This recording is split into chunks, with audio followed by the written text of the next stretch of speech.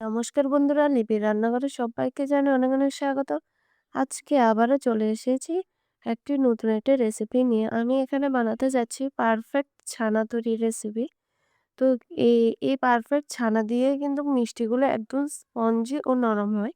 তো চলো দেখা যাক আমার এই ভিডিওটা। তো প্রথম অবস্থায় আমি এখানে নিয়েছি ১ লিটার ২০০ দুধ ছেঁকে নিচ্ছি। আমি এখানে গাইয়ের দুধ নিয়েছি।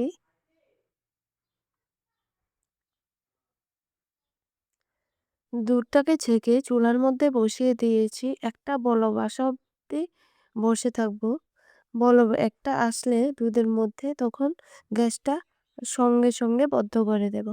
এরপরে এটা একটু ঠান্ডা হওয়ার জন্য রেখে দিয়েছি। এরপরে আমি এখানে ৫ টেবিল চামচ ভিনিগার নিয়ে নেব। আর ৫ টেবিল চামচ এর সাথে জল মিক্সড করব।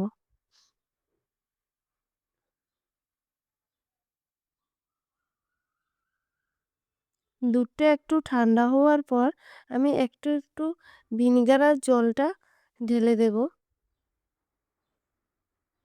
একটু করে ঢেলে আমি চামচ দিয়ে এভাবে নাড়াতে থাকবো। সবটা কিন্তু পুরোপুরি ঢালতে যাবেন না, একটু করে ঢালবেন। ছানাটা আমার কেটে দিয়েছে। তো বাদবাকি যেটা ছিল ওটাও দিয়ে দিয়েছি। এখন একটা এ ছানাটা এমন হয়েছে। এখন এটাকে রেখে দেব কয়েক মিনিটের জন্য। ১ থেকে ২ মিনিট এভাবে রেখে দেব। এরপরে একটা বাটির মধ্যে একটা ছাঁচনি নিয়েছি। এখন এর মধ্যে একটা সুতির কাপড় দিয়ে আমি ছানাটা এর মধ্যে ঢেলে নেব। ছানাটা যখন পুরোপুরি ঠান্ডা হয়ে যাবে তখন এর মধ্যে ঠান্ডা জল মিক্সড করবেন। গরম গরম অবস্থায় ছানাটার মধ্যে যদি ঠান্ডা জল মিক্সড করেন তাহলে ছানাটা পারফেক্ট হবে না। তো ওই ছানাটাকে আমি আগের থেকে একটু ঠান্ডা করে নিয়েছি। তো এখন এর মধ্যে দিয়ে দেব ঠান্ডা জল।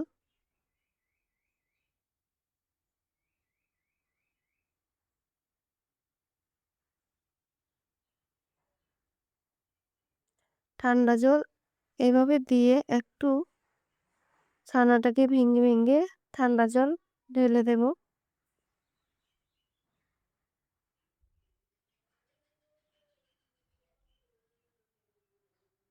এখন এটাকে ভালো করে একটু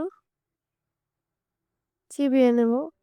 জলটা ছাঁকিয়ে নেব ছানা থেকে। সুতির ন্যাকড়াটাকে এভাবে পেঁচিয়ে এই ঝাঁঝরির মধ্যে আমি একটা ভারী জিনিস রেখে দেবো যাতে এক্সট্রা যে ছানার মধ্যে জলটা আছে এটা পড়ে যায়।